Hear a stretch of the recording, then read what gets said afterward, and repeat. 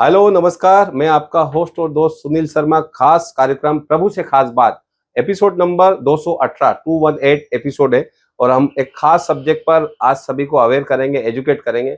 बड़ा महत्वपूर्ण टॉपिक है और मुंबई में इन दिनों मतलब एक चलन हो गया रीडेवलपमेंट का और हमारे खास मेहमान है एडवोकेट सुलेमान भिमानी साहब।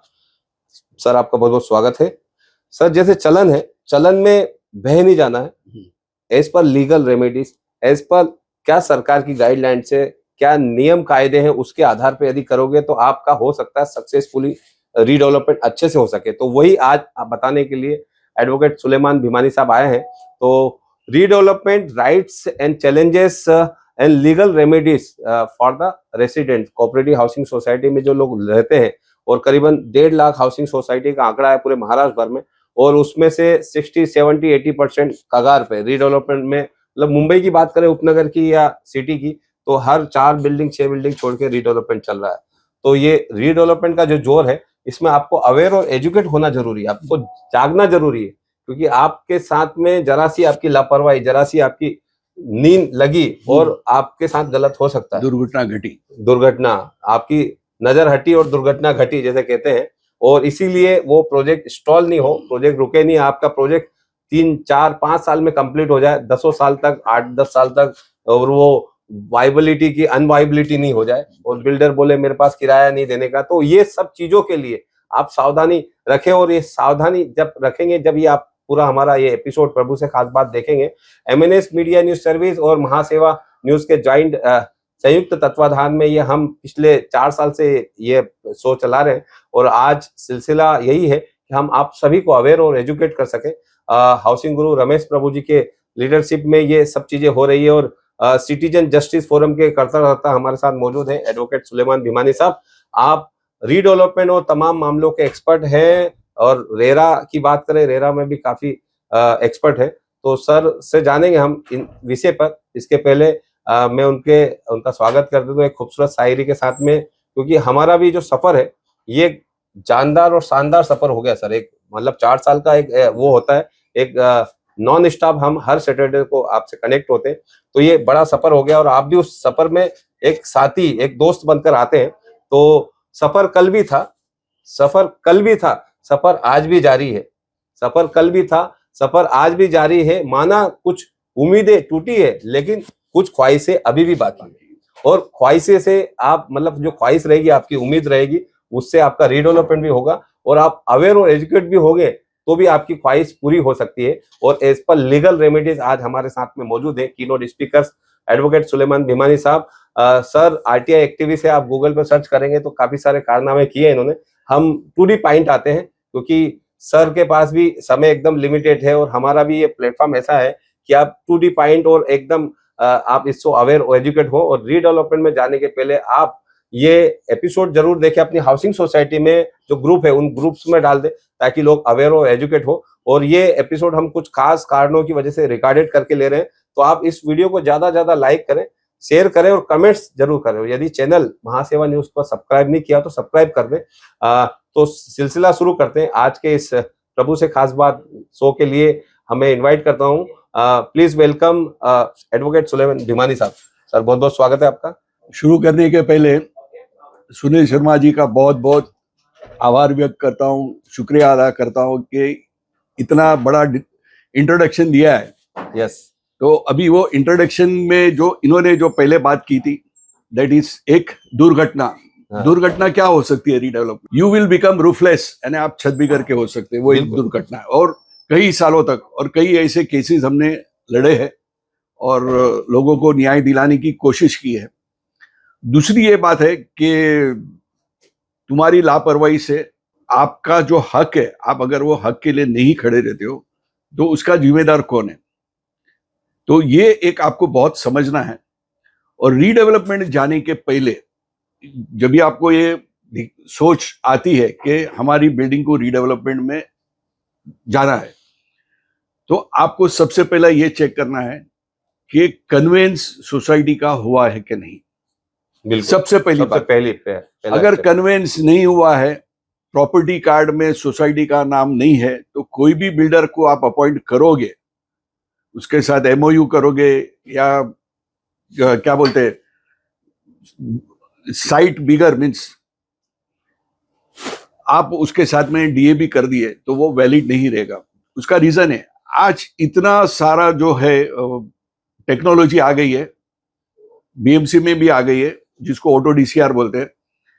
जब तक सोसाइटी के नाम पे प्लॉट नहीं है, जो भी बिल्डर आएगा वो सोसाइटी के नाम पे सीसी नहीं ले सकता, उसका प्लान ही अप्रूव नहीं होगा। तो ये एक बहुत बड़ा छलावा है। अभी मैंने देखा है अक्सर, यानी बहुत अच्छी सोसाइटी भी है, जैसे घाटकोपर में एक सोसाइटी ने 300 स्क्वायर फीट के वो लोग के फ्लैट थे, उसके जगह पे 960 स्क्वायर फीट एक्सिस्टिंग मेंबर को मिले और 50 लाख का कॉर्पस फंड जमा हुआ सोसाइटी की किटी में, बट उन्होंने सेल्फ रिडेवलपमेंट किया। तो अभी जितनी भी अपने मुझे जानकारी है, या आप भी गूगल में सर्च कर सकते हो, एक भी सेल्फ रिडेवलपमेंट का प्रोजेक्ट जो है वो अभी तक कोई भी स्टॉल नहीं हुआ है। स्टॉल नहीं हुआ, बराबर। बाकी आपको काफी सारे प्रोजेक्ट स्टॉल मिल जाएंगे। आप अगर रेराम की वेबसाइट में भी जाके पूछोगे या तो गूगल में भी डालो स्टॉल प्रोजेक्ट इन मुंबई, आपको बहुत से स्टॉल प्रोजेक्ट मिलेंगे। और मेरी जो जानकारी है वो 6 से 7 हजार फैमिली जो है वो रूफलेस है, छत बिगर है। आज 10-10 साल हो गए, 12-12 साल हो गए, 15 साल हो गए, बिल्डर भाड़ा नहीं दे रहा है, बिल्डर कंस्ट्रक्शन नहीं करता है। उसकी 2 वजह है, बिल्डर ने ओवर ट्रेड किया है या तो बिल्डर की कैपेसिटी नहीं थी, तो अभी वो कंस्ट्रक्शन नहीं कर पा रहा है। जब अगर उसका कंस्ट्रक्शन प्रोग्रेस नहीं हो रहा है तो सामने अपना इनवॉइस है, होम बायर को रेज नहीं कर पा रहा है, या अपना फ्लैट जो है उसको बेचना है वो बेच नहीं पा रहा है, उसके पास वो पैसा नहीं आ रहा है। तो 2 चीज होती है, एक तो कंस्ट्रक्शन नहीं कर पा रहा है और आपको रेंट नहीं दे पा रहा है। अभी बहुत से जगह पे मैंने देखा हूं कि 2 पॉइंट के ऊपर जनरल मेंबर को मैनेजिंग कमिटी जो है वो एक प्रेशर बनाती, एक दबाव बनाती। जैसे कि एक बांद्रा के अंदर, बांद्रा में कलेक्टर लैंड है, राइट। अभी हमारे चीफ मिनिस्टर फडणवीस जी का एक वीडियो वायरल हुआ था कि वो कलेक्टर लैंड को लीज होल्ड लैंड में से फ्री होल्ड करने में now they are reducing the duty to 5% for the self redevelopment, for the self redevelopment. Builder के थ्रू रिडेवलपमेंट कराएंगे तो 10% रेडी रेकनर का 10%। तो वो एक प्रेशर बनाने में आता है कि अगर हम नहीं करेंगे तो ये साल के बाद में 70% हो जाएगा, तो बिल्डर को प्रॉफिटेबिलिटी नहीं रहेगी। तो उसमें वो लोग काफी सारा खेल खेल लेते हैं। अभी वो कैसा खेल खेलते हैं और किस तरह से रुकाने का वो एक बताता हूं। दूसरा जो है कि कहीं बिल्डर का कोई प्लास्टर गिर गया, लूज कंक्रीट गिर गया, बस बोले अभी ये बिल्डिंग गिरने वाली है, इमीडिएटली अपने को बिल्डर अपॉइंट करने का है। तो ये एक 2 जो वजह है कि जिससे आम मेंबर जो है, जिसको जानकारी नहीं है, वो बेचारा, वो मैं उसको बोलता हूँ गलीबल मेंबर, वो उसके चक्कर में आ जाता है और बगैर सोचे समझे कंसेंट दे देता है, वो भी इरेवोकेबल कंसेंट दे देता है, और बाद में बड़ी तकलीफ का जो है उसको सामना करना पड़ता है। और जैसा आपने ख्वाहिश की बात की थी,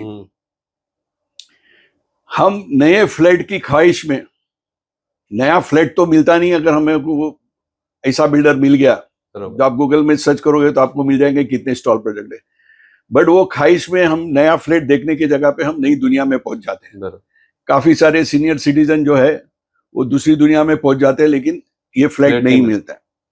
तो सबसे पहला आपको चेक करना है, कन्वेंस आपके सोसाइटी के नाम पे होना चाहिए, प्रॉपर्टी कार्ड आपके सोसाइटी के नाम पे होना चाहिए, और फीजिबिलिटी रिपोर्ट जो है वो एक इंडिपेंडेंट आर्किटेक्ट से आप बनाओ। तो वो रोड के विड्थ के हिसाब से आपको वो बता देगा कि आपको कितनी एफएसआई मिलेगी। और मैं और एक चीज आपको बोलता हूं, जब भी मैं ऐसी मीटिंग में जाता हूं या मेरे पास लोग आते हैं तो वो लोग एक ही चीज बोलते हैं कि बिल्डर हमको क्या दे रहा है।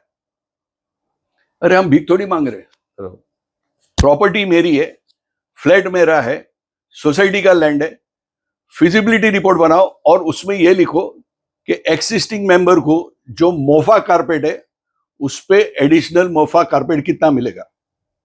एक बात जो बहुत से लोगों को नहीं मालूम है कि जो 35% फंजिबल एफएसआई मिलती है टू एक्सिस्टिंग मेंबर, यानी अगर मेरे सोसाइटी के अंदर मैं मेंबर हूं तो मेरा जितना भी एरिया है, समझो 500 स्क्वायर फीट का मेरा एरिया है, मोफा कारपेट, तो मेरे को 175 स्क्वायर फीट जो मेरे को बिल्डर देगा 35% फंजिबल एफएसआई, वो उसको प्रीमियम नहीं पड़ता है, फ्री ऑफ कॉस्ट मिलता है। उस पे उसको सिर्फ 5 से 6 हजार रुपया कंस्ट्रक्शन कॉस्ट आता है, उससे ज्यादा कॉस्ट नहीं आता है, वो जो एरिया मेरा बनाएगा उसका। बट फिर भी बहुत से पीएमसी जो रहते हैं वो बोलता है नहीं तुम्हारा ये प्रॉब्लम है, ये प्रॉब्लम है, आपको 22% मिलेगा, 20% मिलेगा, 25% मिलेगा। तो based on that PMC report the builder आपको वो कोटेशन देगा। तो अगर आपका आर्किटेक्ट अगर न्यूट्रल है, अभी जैसे मैं मेरी सोसाइटी की बात करता हूं, बैंड्रा के अंदर विंध्याचल कोऑपरेटिव हाउसिंग सोसाइटी है जिसमें मेरा एक फ्लैट है। वहां पे मैंने उनको बोला था कि पहले आप फिजिबिलिटी रिपोर्ट बनाओ इंडिपेंडेंट आर्किटेक्ट के पास से, और फिर हम डिसाइड करेंगे, बिकॉज वो architect will give you a complete picture. उन्होंने एक पीएमसी को अपॉइंट कर दिया। अब पीएमसी का जब मैंने वो फिजिबिलिटी रिपोर्ट देखा तो इट वाज 30% और 50%।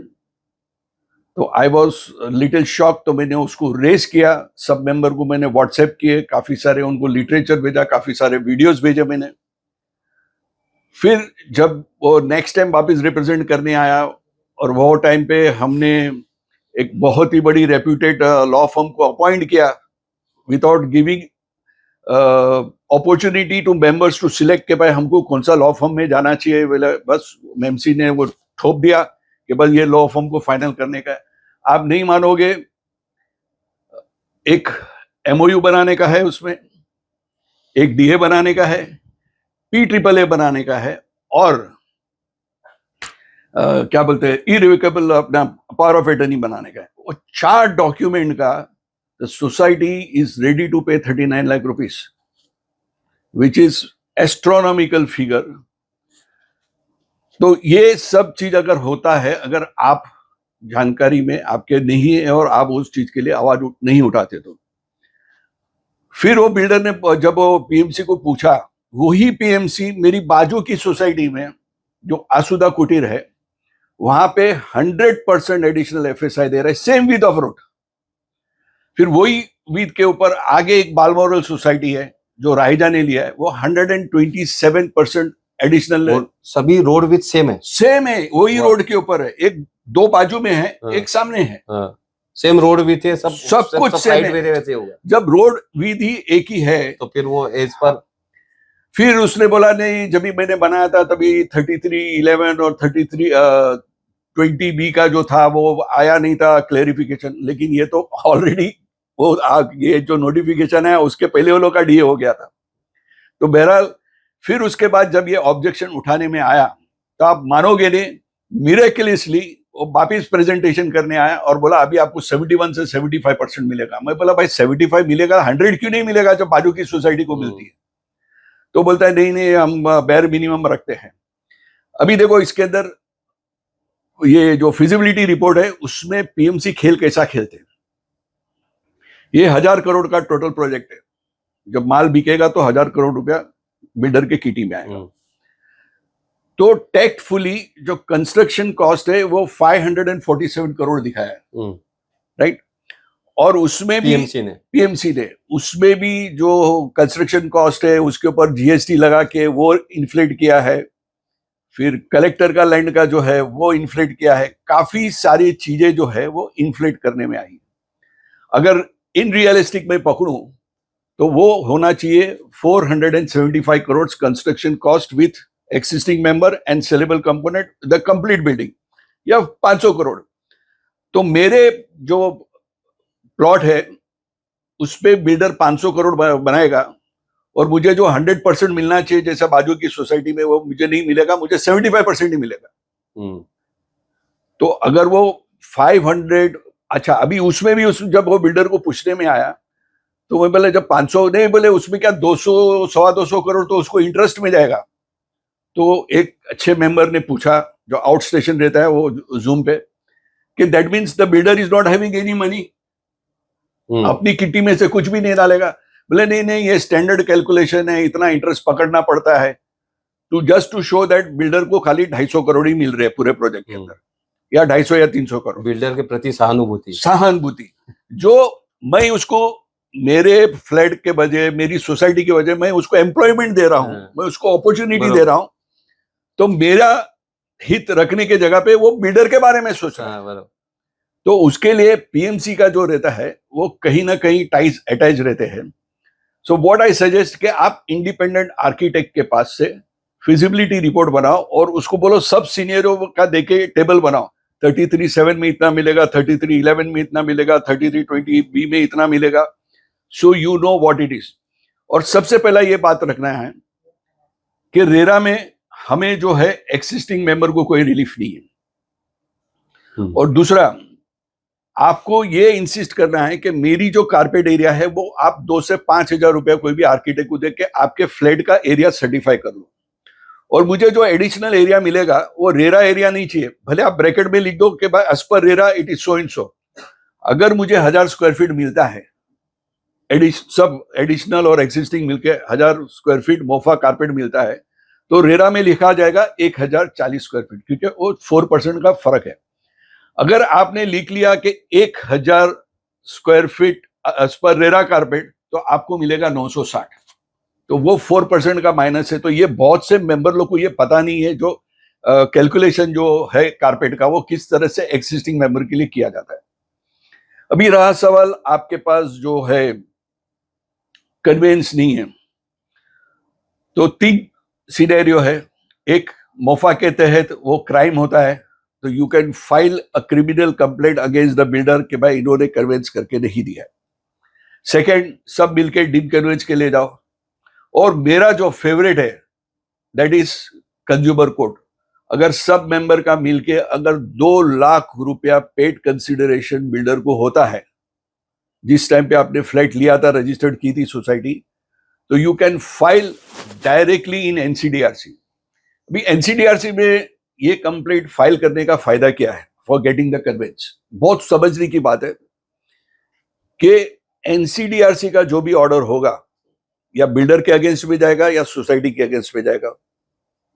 नॉर्मली 99.99% देखा होगा कि that goes against the builder. तो builder has to challenge that order in Supreme Court. तो 3 साल के अंदर तो आपको एनसीडीआरसी का ऑर्डर आ जाएगा। और जैसे ही बिल्डर जाएगा सुप्रीम कोर्ट में चैलेंज करने के लिए, मेरे ख्याल से फर्स्ट हियरिंग या सेकेंड हियरिंग में उसको उड़ा देते हैं और जो भी एनसीडीआरसी का ऑर्डर है उसको अपहेल्ड करते हैं। और आपको कॉम्पनसेशन मिलेगा, आपको मेंटल एगेनी का भी कॉम्पनसेशन मिलेगा, और deficiency of service, unfair treatment का उसका भी कॉम्पनसेशन मिलेगा। तो that amounts to a very big amount.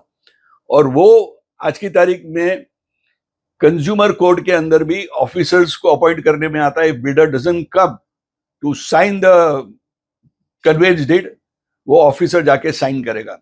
और अगर वो कंप्लाई नहीं करता है तो कंज्यूमर कोर्ट में दोनों जुरिडिक्शन है, सिविल और criminal. He will be, the builder will be arrested. So वो एक आपको देखना है। और जब आपको लगता है कि सोसाइटी आपके ऊपर बहुत ही प्रेशर बना रही है, क्योंकि क्या होता है कि अगर आप थोड़ा भी पूछोगे आपको, तो ये बोलेगा ये रीडेवलपमेंट के अगेंस्ट में। रीडेवलपमेंट में अगेंस्ट में नहीं है। I want that process to be transparent and I should understand. आज अगर मैं बांद्रा में रहता हूं, मेरा 5 करोड़ का फ्लैट है आज की तारीख में, जब वो बनेगा तो 10 करोड़ का होगा। तो I don't want to just blanket or blindly follow anyone who doesn't have the interest of the whole of the society, but he has his own vested interest. तो वो मुझे ख्याल रखना है। अगर वो मैं सवाल पूछता हूँ, उसको क्लैरिफिकेशन मांगता हूँ, तो इट इज सीम्स दैट आउटकास्टेड, ये गलत सवाल पूछता है। तो अभी अगर ऐसा हो रहा है आपकी सोसाइटी में, तो मैं आपको एक टूल देता हूं।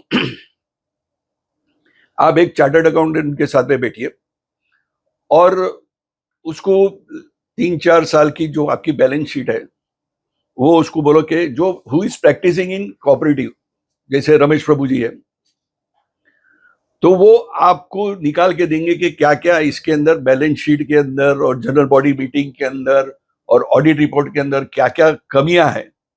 वो कमियां को लेके आप खुद या कोई एडवोकेट के थ्रू 75(5) MCS एक्ट के अंदर आप डेप्यूटी रजिस्ट्रार के पास में आप उसको वो कंप्लेंट फाइल कर सकते हो और उसका इन्वेस्टिगेशन चालू हो जाएगा। जैसा इन्वेस्टिगेशन चालू हो जाएगा तो आपको पता भी नहीं चलेगा कि जो जो चीज आप ब्लाइंडली फॉलो करते थे एमसी मेंबर को, वो कितने लैप्सेस प्रोसीजरल लैप्सेस निकालेंगे और वो मैनेजिंग कमेटी को डिसॉल्व करके 2 टर्म के लिए डिबार भी कर सकते हैं. So this is one of the tool. If अगर सोसाइटी इज प्रेशराइजिंग यू कि नहीं आपको यही टर्म्स में रीडेवलपमेंट करना है, तो this is one of the tool available with you. दूसरा, अगेन अगर कोई रेजोल्यूशन आपको लगता है कि बहुत ही जबरदस्ती पास करने में आया है, जैसा मैं आपको बताऊं, पीएमसी अपॉइंट हुआ, हम लोग के पास एक ही पीएमसी आया, प्रेसिडेंट किया और बोले इसको रेजोल्यूशन पास करो, ये पीएमसी को अपॉइंट करो. हमको कम से कम 3 पीएमसी का जो प्रेजेंटेशन था, उसका जो पर्सपेक्टिव था, वो जानने का हमको एज एन मेंबर अधिकार था, लेकिन वो देने में नहीं है. Similarly there were quotation of 6 lakh rupees for legal advisory in redevelopment, 10 lakh rupees for legal advisory for redevelopment. वो सब कुछ छोड़ के 39 लाख रुपीस वाले को क्यों अपॉइंट किया, वो एक बहुत बड़ा क्वेश्चन मार्क है. यानी जो L1 को इग्नोर किया उसका कोई जस्टिफिकेशन नहीं दिया. तो अभी ऐसे टाइप के जो भी रेजोल्यूशन पास होते हैं, so that has to be challenge in the cooperative code and you should fight for your rights. Now ये हो गया हमारा एक जो प्रोसीजर है बिफोर अपॉइंटिंग द डेवलपर. अभी ये सब चीज अगर हो गई है और अगर now it is finalisation of क्या बोलते हैं डीए. तो डीए जो फाइनलाइजेशन करना है, तो उसके पहले जो मेरा पहला क्वेश्चन था, एक मेरा जो स्टेटमेंट था कि हम बिल्डर को पूछते हैं कि हमें आप क्या दोगे, बरोबर, right. That is the wrong question. चीज मेरी है, सोसाइटी मेरी है, मुझे इतना चाहिए, प्लॉट मेरा है, हमको इतना एडिशनल एरिया चाहिए, इतना कॉर्पस फंड चाहिए, इतना जो मार्केट में रेंट चलता है, उसके ऊपर आप क्या देते हो, और हम तुमको समझो अभी एक just to make you understand कि आपको 1 लाख स्क्वायर फीट बेचने का मिलता है as per the this present scheme. अगर उसके बाद में अगर गवर्नमेंट कुछ रिलैक्सेशन करती है और कोई सेक्शन आ जाता है जैसा 33(7) के बाद में 33(11), 33(20) और भी कुछ भी आ सकता है, वी डोंट नो. तो उसका जो भी एडिशनल एफएसआई मिलेगा उसमें सोसाइटी का शेयर कितना रहेगा, that has to be determined right on the day 1. Otherwise अगर आप पीएमसी के भरोसे रहोगे तो वो गोल गोल बना के रखेगा, लीगल एडवाइजर भी गोल गोल बना के रखेगा, क्योंकि आप कितनी फीस दोगे लीगल एडवाइजर को और पीएमसी को, उससे 10 गुना ज्यादा वो पीएमसी को और लीगल एडवाइजर को देगा. तो आपकी सुनेगा या वो बिल्डर की सुनेगा, अ सिंपल थिंग. तो अभी मैंने थोड़े पॉइंटर्स बनाया हूं, इसकी मैं आपको लिंक भेज दूंगा. बिल्कुल बिल्कुल. तो ये हम वीडियो में डाल देंगे और उसके बाद में जस्ट आप क्लिक करोगे तो पूरे के पूरे जो पॉइंटर्स है आपको मिल जाएंगे और काफी सारे 2-3 वीडियो के लिंक्स भी मिल जाएंगे, विच इज वेरी इंपॉर्टेंट. ये सब सवाल जो सर बता रहे हैं, ये सवाल आपको डेवलपर से पूछने हैं. यस. डेवलपर सिलेक्शन में don't leave it to managing committee. You should ensure that the developer has completed a few TDR development projects earlier. यानी TDR related जो projects रहता है, जैसा भी मैं मेरी जो सोसाइटी की बात कर रहा हूँ, जो 18 फीट विद 18 मीटर्स विथ के रोड है, उसमें we are entitled to get 5.4 FSI, यानी 4 + 35%, that is 5.4. तो वो कैसा मिलेगा हमको कि ये बिल्डर ने कहीं पे भी इन दैट वार्ड और आउटसाइड द वार्ड, क्योंकि वो फिर वो रेट डिफरेंस ज्यादा हो जाता है, वहां पे उसने पीटीसी बनाया है, परमानेंट ट्रांजिट कैंप बनाया है, पब्लिक पार्किंग बनाया है और रेंटल हाउसिंग बनाया है, और गवर्नमेंट को उसने वो बना के हैंड ओवर किया है. तो उसको वहां पे वो टीडीआर मिलेगा, जिसको बोलते हैं डीआरसी बाद में, यानी डेवलपमेंट सर्टिफिकेट.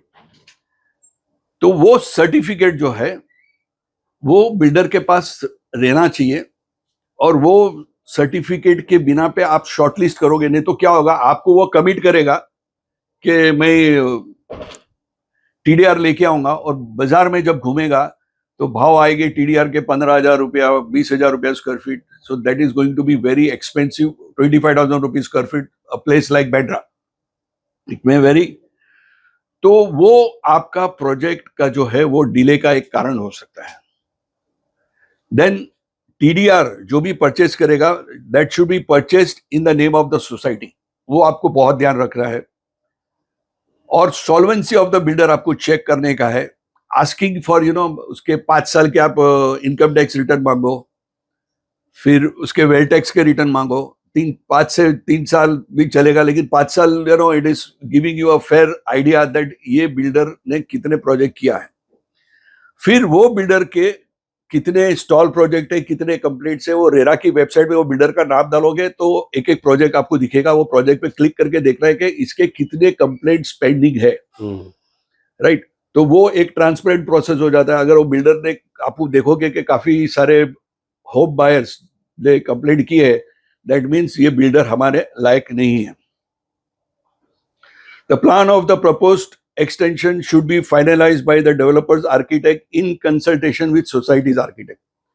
यानी इसके अंदर आपका इन्वॉल्वमेंट बहुत जरूरी है कि जो प्लान फाइनलाइजेशन होता है, जिसको फ्लोर प्लेट बोलते हैं।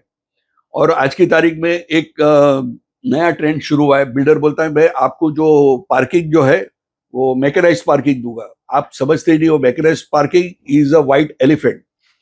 वो रिलायबल भी नहीं है। बहुत से टाइम पे आप देखो पेपर के अंदर इट हैज कोलैप्स्ड, यानी ऊपर की गाड़ी के साथ में नीचे जो बेचारा बंदा था उसके ऊपर वो गिरा है। I think he is almost dead. तो वो भी रिसर्च करना है। तो हमको रैम पार्किंग केसेस ऐसे हुए हैं कि वो गिरने से कोई बच्चा कोई उसपे इस तरह के भी केसेस हुए। हाँ, काफी सारे हुए। तो try to avoid mechanised parking. और डेवलपमेंट एग्रीमेंट है, it should be registered. Clauses should be introduced in the agreement which reads as notwithstanding anything contained in the contrary, the agreement is executed as is where is basis. The society should not make it a point to emphasize that it is not their responsibility to obtain consent of each member and every member. However, they will support the builder in all such issues. There will be some few members, तो society जो committee है, it should not take the onus के नहीं हम आपको सबका consent ला के देंगे। तो वो एक आपको देखना है। और दूसरा, अभी रेरा के और एनसीडीआरसी के और सुप्रीम कोर्ट के जो जजमेंट्स आए, लेटेस्ट जजमेंट्स, उन्होंने ये बताया है कि अगर बिल्डर फेल हो जाता है, स्टॉल प्रोजेक्ट हो जाता है, तो it is the responsibility of the society as an co promoter और as an promoter to refund the money of the home buyer which the builder has taken. This is landmark decision for the on Pearl Goregaon Pearl housing society. Yes, वो liability सब Pearl housing society में, housing society पे आ गई। और ये एनसीआरडीसी और supreme court का जजमेंट है। उसका एक मैं बताता हूँ, ये बहुत अच्छा टेक्निकल चीज है आपने गोरेगांव पल की निकाले। गोरेगांव पल के अंदर जो सोसाइटी मेंबर्स थे, उन्होंने केस किया था क्योंकि उनको 5-6 साल का रेंट नहीं मिला था। एक बिल्डिंग जो है वो 95% बन गई थी। एक बिल्डिंग जो थी वो 2 माला ही बना था, वो भी पार्किंग एरिया पोडियम ही बना था। And project was stalled and subsequently that builder was also arrested after some time। तो उसमें उसने क्या किया था, जो फर्स्ट बिल्डिंग जो थी that was supposed to be for 60 members of the society, 60 लोगों के लिए थी, बट बिल्डर ने चालाकी करके उसमें से 30 फ्लैट बेच दिए और बोले कि 30 मेंबर जो है उसको मैं सेल कंपोनेंट में दूंगा। जब बिल्डर को, जब इनकी पेशेंस खत्म हो गई एक्सिस्टिंग मेंबर की, तो उन्होंने हाई कोर्ट का दरवाजा खटखटाया और जस्टिस काथावाला थे। पहले तो उनको बोला, उन्होंने 5 करोड़ रुपया इनका जो रेंट का बकाया है वो जमा करो। हम लोग ने एडवाइस दिया मेंबर लोगों के 5 लाख आता है तो जितनी जरूरत है उतना ही आप उठाओ, क्योंकि आगे चल के ये काम में आएगा। काम में ऐसा आएगा कि 3 महीने के बाद में जब काथावाले के पास, जस्टिस काथावाले के पास फिर हियरिंग आई, तो उसमें बताया गया था कि भाई आपने पर्ट चार्ट सबमिट करो। पर्ट चार्ट के हिसाब से 3 महीने के बाद में उन्होंने एक ईंट भी वहां पे नहीं रखी थी। और जब ये बात ऑनरेबल जज को बताने में आई हाई कोर्ट के, तो उन्होंने बोला कि you can terminate this agreement, और उसका एग्रीमेंट टर्मिनेट हो गया। और जो पैसे थे उसमें से जो आए थे उसमें से कंप्लीट करे, और थोड़ा बहुत जो कंट्रीब्यूशन करना पड़ा 50,000 से लाख रुपया, वो करके बिल्डिंग कंप्लीट होके ये लोग अंदर रहने चले गए। लेकिन जो 3 मेंबर जो थे इसके अंदर, उन्होंने हाई कोर्ट का दरवाजा नहीं खटखटाया था, उन्होंने सीधा एनसीडीआरसी गए थे, क्योंकि उनका जो पेड कंसिडरेशन था वो more than 2 crore. Fresh home buyers, जो home buyers, fresh home buyers, बराबर। एनसीआरटी। हाँ, तो एनसीडीआरसी ने बोला कि nothing doing, builder is also a promoter and you are also a promoter. So builder, हाँ, अगर वो बोलते बिल्डर का एग्रीमेंट टर्मिनेट हो गया है, बिल्डर जेल में चले गया है, now it is the responsibility of the society to refund it. वो मैटर सुप्रीम कोर्ट में सोसाइटी ने चैलेंज किया कि भाई पैसा तो बिल्डर ने लिया है, तो लेकिन जो एनसीडीआरसी का जो रीजनिंग था, जो जजमेंट था, उसके हिसाब से सोसाइटी को वो पैसा भरना पड़ा। वो ऑर्डर सुप्रीम कोर्ट ने दिया। तो रीडेवलपमेंट में आप ये मत सोचो कि हमने बिल्डर को दे दिया तो हमारी जान बच गई। जान छूट गई। बिल्डर अगर वो प्रोजेक्ट स्टॉर्ड भी करता है तो हमको भी तकलीफ है, और होम बायर जो है, जो नए लोग हैं, उसको भी तकलीफ है, और उसकी जो लाइबिलिटी है वो हमारे पे आएगी। बिल्कुल। सो नेट अगर ये केस होता है तो वी आर इन लॉस। तो आज जो मेरा 5 करोड़ का जो फ्लैट है वो धूल में मिल जाएगा डिमोलिश होने के बाद में। तो सीधी सी बात है कि यदि प्रमोटर्स अपना रोल अदा नहीं कर पाया तो आप जो ओल्ड टेनेंट है या मैनेजिंग कमेटी, आप को प्रमोटर्स हो, वहां पे एज पर रूल्स ड्राफ्टिंग में लिखा है तो को प्रमोट की जिम्मेदारी आ जाती है। तो फ्रेश होम बायर्स और दोनों की जिम्मेदारी निभाते हुए ये जो टिप्स दिए, ये सावधान रहे। हम वक्त तो चला छोटे से ब्रेक के बाद फिर से जानेंगे भिमानी सर से कि और क्या टिप्स हैं और किस तरह से टिप्स देंगे लोगों को ताकि वो लोग स्टॉल ना हो प्रोजेक्ट, उनको और अलर्ट रहे। एक छोटे से ब्रेक के बाद। डीम्ड कन्वेंस एक कानूनी प्रावधान है। सोसाइटी बनाने का 4 महीने के अंदर बिल्डर या लैंड ओनर को सोसाइटी के नाम से ज़मीन और बिल्डिंग हस्तांतर करके देना चाहिए। यदि वो नहीं करके देते हैं, आप डिस्ट्रिक्ट डिप्टी मजिस्ट्रेट के पास जाके अपना कन्वेंस ले सकते हैं। इस प्रोसेस को डीम्ड कन्वेंस बताया जाता है। प्रभु एसोसिएट की तरफ से अभी तक 200 या 250 के ऊपर कन्वेंस गए 10 साल में कर चुके हैं। Shashi Acharya, head of the department for conveyance. Deem conveyance का 4 स्टेजेस होता है। पहला स्टेज है डीडीआर के, हम लोग एप्लीकेशन फाइल करता है और 6 महीने में ऑर्डर मिलता है। एडजुडिकेशन, कलेक्टर सब एग्रीमेंट एडजुडिकेट करके देखता है वेदर प्रॉपर स्टैम्प ड्यूटी और रजिस्ट्रेशन किया है कि नहीं। सब रजिस्टर और एश्योरेंसेस जो कन्वेंस डीड रजिस्टर करके देते हैं। And last stage is name change in property card, city survey department. First stage में 6 महीना लगता है डीडीआर के यहाँ। सेकेंड स्टेज में 3 महीना लगता है एडजुडिकेशन। तीसरा स्टेप सब रजिस्टर और एश्योरेंसेस, इसमें 3 महीना लगता है। And the last stage name change in property card भी 3 महीना लगता है। कुल मिला के सब 1.5 साल में हो जाता है। अगर आपका कुछ क्वेरीज हो तो मेरा मोबाइल नंबर है 9821234770।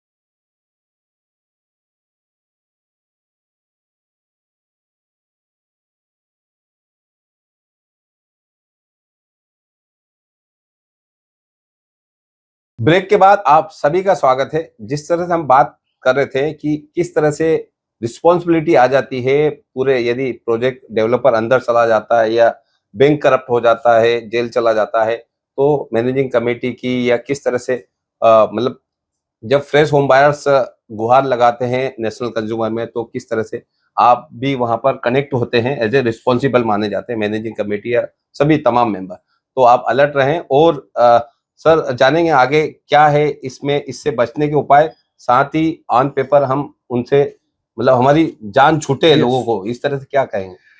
तो एक तो सबसे बड़ी लाइबिलिटी होगी जीएसटी। अगर एग्रीमेंट में कहीं भी इस तरह से मेंशन करने में आया दैट टैक्सेस जो है वो एक्सिस्टिंग होम मेंबर भरेंगे, तो आपको कम से कम 50 लाख से 1 करोड़ रुपए की टैक्स लाइबिलिटी आ सकती है। बरोबर। तो that has to be clearly mentioned that GST will be paid by the builder. फिर एक एग्जिट क्लॉज होना चाहिए और एक स्टेप इन क्लॉज होना चाहिए। अगर वो पर्ट चार्ट के हिसाब से काम नहीं करता है तो you have the right to serve him a notice and then you have the right to terminate him and step in the project so that you can complete the project and get your home also, and जो home buyer ने भी लिया है उसकी भी उम्मीद जो है वो पूरी होती है। अदरवाइज हम उम्मीद पे बोलते हैं दुनिया कायम है, लेकिन ये दुनिया में नहीं रहेंगे, दूसरी दुनिया में पहुंच जाएंगे, लेकिन फ्लैट हमें नहीं मिलेगा। बिल्कुल। और बहुत सारे जा चुके हैं। हाँ, बहुत सारे सीनियर सिटीजन उम्मीद ताने बहुत सारे जा चुके हैं। उम्मीद में नई दुनिया में चले गए, लेकिन नया घर नहीं मिला उनको। नहीं कहा। तो वंस इन ए वीक और वंस इन ए मंथ जैसा आपको चलता है, आपको बिल्डर के साथ में मीटिंग करना चाहिए उस साइड के ऊपर कि भाई ये पर्ट चार्ट उधर लगा होगा और टेम्पररी जो ऑफिस बनी रहेगी साइड के ऑफिस, उसमें काम अभी तक वो आपका अगर 5वां स्लैब था कि भाई ये पर्टिकुलर टाइम फ्रेम में ये 5 स्लैब कंप्लीट होगा, तो आप जाके चेक करो कि वो टाइम स्लैब अपना वो टाइम के हिसाब से 5th फ्लोर का स्लैब कास्ट हुआ है कि नहीं। अदरवाइज तो आपके पास में कोई यार्ड स्टिक नहीं है मेजर करने के लिए। बिल्डर बोलेगा हाँ काम तो हो रहा है, 2 आदमी लगा के वो काम कर रहा है। तो ये सब आपको बहुत ध्यान में रखना है। और दूसरा जो है क्वालिटी चेकिंग, आप एक इंजीनियर रख लीजिए, उसका जो काम रहेगा कि कितने रेइंफोर्समेंट है जो आरसीसी कंसल्टेंट ने दिया है वो हिसाब से उसने ले किया है कि नहीं। और हम जितने भी है मुंबई के अंदर सब दरिया किनारे से बहुत बाजू में है, तो आपके स्टील के ऊपर अगर आपको ये एपॉक्सी स्टील कोटेड रेइंफोर्समेंट मिल जाता है अगर टाटा का या सेल का, तो नथिंग लाइक इट। अदरवाइज आपको उसको एक डालना है कि भाई जो रेइंफोर्समेंट रहेगा before casting you should apply one chemical so that it doesn't get rusted very fast. और सेकेंड चीज, हर चीज अंदर आप स्पेसिफाई करो, राइट फ्रॉम आप नीचे जमीन पे देखो क्या लग रहा है, फ्लोरिंग के बाद में वॉल के ऊपर कैसा पेंट रहेगा, उसके ऊपर पहले पीओपी होना चाहिए, फिर फिनिश होना चाहिए, फिर नजर करो हाँ स्विचेस कौन सी रहेगी, ट्यूबलाइट कौन सी रहेंगी, फैन कौन से रहेंगे। अभी आजकल सब बिल्डर एसी भी दे रहे हैं और मॉड्यूलर फर्नीचर भी दे रहे हैं। वो मॉड्यूलर फर्नीचर की भी कौन सी क्वालिटी है क्या है वो भी स्पेसिफाइड करो, वरना 6 महीने के अंदर ही मॉड्यूलर किचन का दरवाजा हाथ में आ जाता है। तो ये काफी सारी चीज है, जैसा लिफ्ट है, लिफ्ट का क्या मेक रहेगा, क्या कैपेसिटी रहेगा, एडीआर है क्या है, बहुत सारी चीजें उसमें आपको डिटेल में जाना है। वायर कौन से यूज होंगे, बेसमेंट और पार्किंग जो है वो किस तरह से डिस्ट्रीब्यूट होगा राइट फ्रॉम डे 1। अभी आपको मालूम है कि पार्किंग की वैल्यू जो है बांद्रा में 15 से 20 लाख रुपया है एक पार्किंग की, लेकिन हमारे फिजिबिलिटी रिपोर्ट में वो कम से कम 100 पार्किंग बेचेगा 20-20 लाख की, वो कहीं पे भी जिक्र में नहीं है। तो ये सब चीज जो है टेक्निकली आपको अंदर जाना पड़ेगा, ये आपकी चीज है। अगर आप लापरवाही करते हो और फिर 3 साल या 5 साल के बाद में यही मंच पे आके आप सुनील शर्मा से पूछेंगे कि भाई मेरे रीडेवलपमेंट को 5 साल हो गया, अभी तक बिल्डर ना भाड़ा दे रहा है ना कंस्ट्रक्शन कर रहा है, तो हम क्या करें। तो ये सब चीज आपके साथ ना होनी चाहिए। उसके लिए आपको जो सावधानी एक्सरसाइज करें, एक्सरसाइज कर लें। तो ये सावधानी बरत के आप एक एक चीज के लिए बढ़े। भीमानी सर बताइए, ये जैसा आपने बताया कि इंजीनियरिंग, क्वालिटी, कंस्ट्रक्शन, ये जैसे रीडेवलपमेंट में फ्रेश होम बायर का तो महारेरा वो न्याय दिलवाता है, डायरेक्टली कनेक्ट करता है, लेकिन इनडायरेक्टली रीडेवलपमेंट को भी कनेक्ट करता है। मतलब जो पुराने टेनेंट है उनको भी महारेरा कवर करता है, आपको बताता है कि क्या कितने 3 महीने में कितना काम करेगा, वो प्लिंथ कब आएगी, सब वो पूरा अपडेट होता है। तो आप बड़ा सावधानी रख सकते। साथ ही सर इसमें कुछ अपडेट आ रही क्या महारेरा की कि आपकी कंस्ट्रक्शन की क्वालिटी, हर पर मॉनिटरिंग, ऑपरेटिंग, ऐसा कुछ महारेरा एक्चुअली आना तो चाहिए। हाँ, लेकिन मैं बताता हूँ कि डिमांड्स हो रही है, ऐसा कुछ प्रपोजल्स भी दिया है, लेकिन उतना इंफ्रास्ट्रक्चर महारेरा के पास नहीं है कि जाके मॉनिटर करे। राइट, अभी जैसा उसने अगर महारेरा में जब सर्टिफिकेट लेने के लिए उसने डाला होगा चार्ट कि मैं ये कंप्लीट करूंगा, ये कंप्लीट करूंगा, मालूम है एक्सकावेशन कितना हुआ, बरोबर. स्लैब कितना हुआ, ये कितना हुआ. फिर उसको हर 3 महीने वो अपलोड करना पड़ता है. बहुत से लोग अपलोड नहीं करते, लेकिन महारेरा उसके ऊपर कोई एक्शन नहीं ले रही है जब तक हमारे जैसे लोग वहां जाके बोलते हैं कि भाई इसने अभी तक अपनी वेबसाइट पे लास्ट क्वार्टर का अपलोड नहीं किया है, तब वो जागते हैं. तो महारेरा भी कोशिश करेगी, लेकिन ये सब चीज अभी कितने हजार प्रोजेक्ट्स चल रहे हैं, 25-30 हजार प्रोजेक्ट्स चल रहे हैं, तो किधर किधर महारेरा भी उसको मॉनिटर करेगी क्वालिटी के हिसाब से, क्वालिटी के हिसाब से आप ही को मॉनिटरिंग करनी है. और प्रोग्रेस ऑफ द वर्क. तो वो आपको जिम्मेदारी लेना पड़ेगा. आपकी कीमती प्राइस पोजीशन है, उसको आप किसी के हाथ में दे रहे हो. मान लो 25-30 साल पहले, 30 साल पहले जब चलन था घर खुद बनाने का, हाँ. तो आप देखते थे कौन सी सीमेंट यूज करना है, कौन सा सरिया कितना है, तो वो सब आपको ही देखना है. बिल्कुल. जी सर. फिर हाँ, अभी बहुत से लोग मुझे फोन करते हैं, पूछते हैं कि हमारा पीएमसी और डेवलपर बोलता है कि हम बैंक गारंटी नहीं देंगे क्योंकि रेरा आ गया. बरोबर, बड़ा इंपॉर्टेंट टॉपिक है बैंक गारंटी. लेकिन रेरा ने कहा बोला ऐसा कि बैंक गारंटी की जरूरत नहीं है. हम तो वैसे भी रेरा में प्रोटेक्टेड नहीं है. एक्सिस्टिंग मेंबर जो है, रेरा में हमारा कोई प्रोटेक्शन नहीं है. तो रेरा ने कहीं ऐसा नहीं बोला है कि रेरा आ गया है तो बिल्डर को 20% जो बैंक गारंटी देने की ऑफ द प्रोजेक्ट कॉस्ट वो देने की जरूरत नहीं. वैसा कहीं पे भी नहीं लिखा है. अगर कहीं पे लिखा है और दर्शक देख रहे हो तो मुझे भी एजुकेट करो, मैं भी अपने आप को अपडेट करूंगा. बट ये एक पीएमसी और बिल्डर की ये एक आपको क्या बोलते हैं, लुभाने की एक साजिश रहती है कि भाई सर इसमें ऐसा रहता है कि वो डेवलपर जो है ना, वो क्रेडाई, एमसेचाई, ये सब एक जब जितने एसोसिएशन, इनका ये कहना है कि हम महारेरा में ऑलरेडी एस्क्रो अकाउंट के तहत 70% और 30% तो हमको खर्च करने को मिलता है. 70% तो वहीं रखा रहेगा जो भी प्रेस हम बाहर से आएगा. अब इस चक्कर में यार मान लो 1000 करोड़ का प्रोजेक्ट है, अब 200 करोड़ या 250 करोड़ 25% बैंक गारंटी दे दी तो हमारा तो एक बड़ा अमाउंट वहां पे फंस जाएगा और वो टर्नओवर नहीं होगा. तो उसका मतलब है कि वो बिल्डर फिट नहीं है आपका प्रोजेक्ट करने के लिए. दैट इज माय ये सिंपल लाइन. उनके साइड से. क्रेडाई वेडाई, अगर मेरा प्रोजेक्ट अटक गया तो क्या क्रेडाई आके बना के देगी मेरे को? अब इन लोगों ने बीच में क्या रास्ता निकाला है कि जैसे रिहेब का जो कंपाउंड होता है सेल के एकता छोड़ के, कि आप 3 फ्लोर हमसे ले लो, 3 फ्लोर का माल ले लो, जब तक वो नहीं बिकेगा, जब आगे नहीं बढ़ूंगा. तो ये सब बैंक गारंटी की जगह ऑप्शंस निकाले हैं डेवलपर ने अपना अपना, कि भाई सोसाइटी को भी लेके चलना है. ये और एक ट्रैप है रीडेवलपमेंट का. राइट. अभी जो आदमी कंस्ट्रक्शन ही नहीं कर पा रहा है, वो जो हवा में जो फ्लोर है उसका आपको लिख के दे रहा है, वो कौन लेगा मार्केट के अंदर? अभी वो बेचेगा, वो बेचते ही. अभी 10 मेरा फ्लोर है 10 माले पे as an existing member of the society, लेकिन उसने 5 माला ही बनाया है और वो बैंक गारंटी दे रहा है 11, 12, 13 माले की, जो अभी तक हवा में बनाएंगे, उसको कौन लेगा? सो ये सब चीज के लिए आपको थोड़ा दिमाग लगाना है और उसको बोलना भाई नहीं है तेरे पास कैपेसिटी तो तू मत कर भाई, हम दूसरा बिल्डर देखेंगे. अब समझ में आई मेरी बात कि व्हाई यू शुड इंसिस्ट कि भाई पीएमसी ने ये बिल्डर को रेकमेंड किया है और ये बिल्डर के अलावा दूसरा कोई नहीं कर सकेगा. नहीं, ऐसा कुछ भी नहीं है. कभी आपने सोचा था कि हम अंडरग्राउंड टनल बनाएंगे? कोस्टल रोड का देखा था आपने? नहीं सर. एल&टी कंपनी ने बनाया, हालांकि फॉरेन कंपनी का भी इन्वॉल्वमेंट होगा डिजाइनिंग और इंजीनियरिंग में, लेकिन हमारे कॉन्ट्रैक्टर ने भी वो बना के दिखाया. That is possible. ऐसा नहीं है कि it is not possible. But only thing is, अभी मैं एक बहुत अच्छी बात बताता हूँ. मेरी सोसाइटी के बाजू में एक सोसाइटी है जिसमें यही पीएमसी था. वहां पे जब मेरे पास वो एक मेंबर ने भेजा कि ये एग्रीमेंट आया है तो आप इसको जरा वेट करके देखो, तो मैंने काफी सारे इफ्स एंड बट्स थे उसमें. उसने एकदम ये करके लिख दिया था कि अगर ये प्रोजेक्ट वायबल नहीं हुआ 3311 वाला, अच्छा, तो मैं 33.7 में दूंगा और आपको मैं फिर 60% ही दूंगा एडिशनल एफएसआई.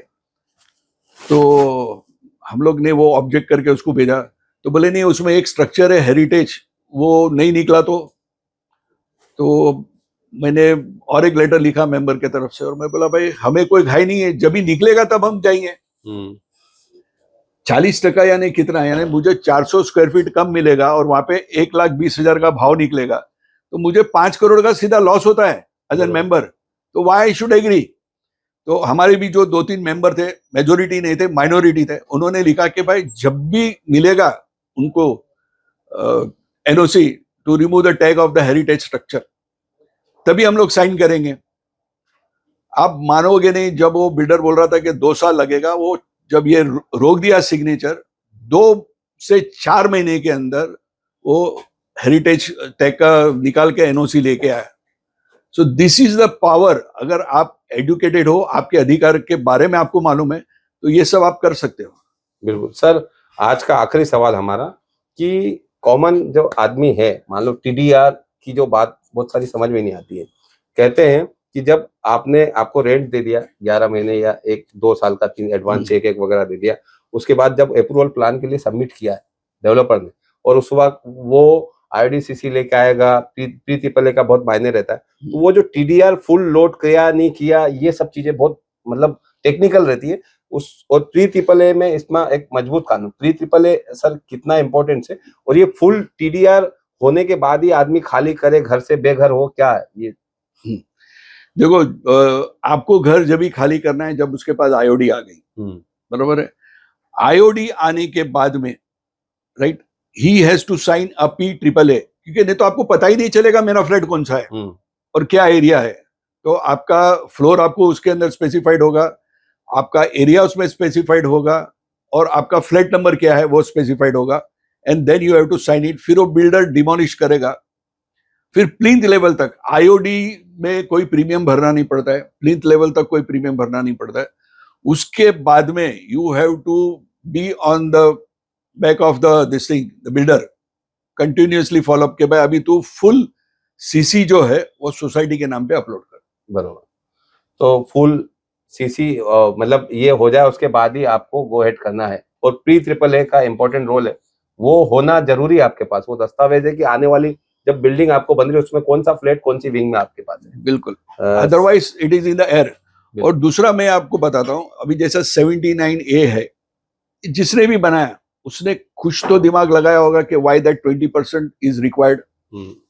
अब जिन्होंने ये बनाया है उसके ऊपर हम सोच रहे कि इट इज नॉट रिक्वायर्ड, तो ये आपको ये सोचना चाहिए कि पहले ये क्यों था और अभी हम उसको क्यों इग्नोर कर रहे हैं। So my advice is do not ignore. जो भी 79A का गाइडलाइंस है वो आप फॉलो अप करो, so that you don't, your project does not get stalled and you don't become a roofless. बिल्कुल। और 79A की जो गाइडलाइन है गवर्नमेंट की, वो गवर्नमेंट ने इसीलिए बनाई कि पहले के जो टाइम में 79 के पहले लोग जो मैनेजिंग कमेटी और डेवलपर मैनिपुलेशन होता था, और मैनिपुलेशन में लोगों को पता नहीं रहता, जो मेंबर्स हैं उनको पता नहीं रहता था, और वो मैनिपुलेशन में पता लगता है कि बाद में स्टॉल प्रोजेक्ट हो गया।